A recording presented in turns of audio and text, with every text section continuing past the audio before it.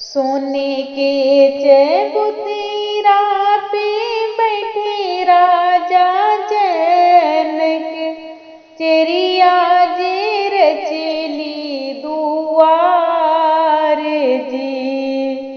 घर में से निकली है सीता दुलारी, भैली डेवढ़िया के ठाढ़े जी।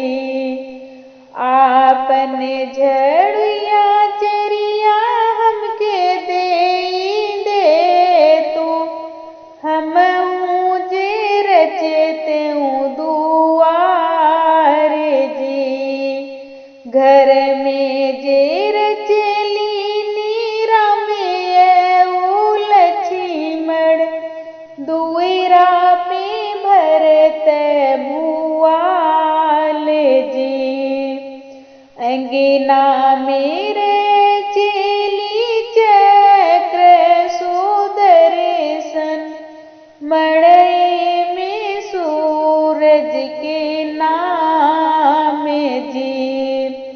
घोड़ीवा चढ़लिया मैरा में लक्ष्मण, ठाढ़े भये जन के दुआर जी।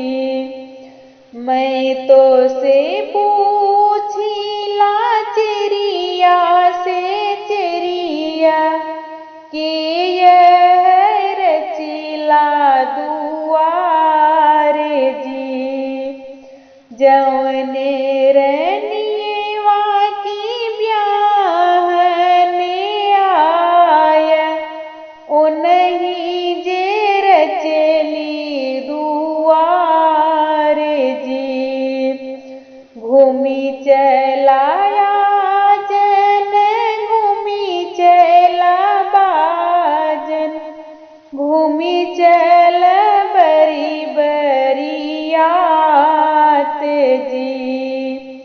ऐसन रनियवा से ब्याहन करेबै, करथिन उनिया के काम जी।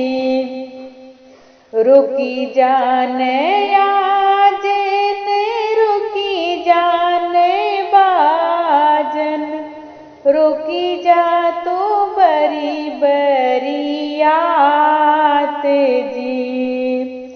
ऐसन रन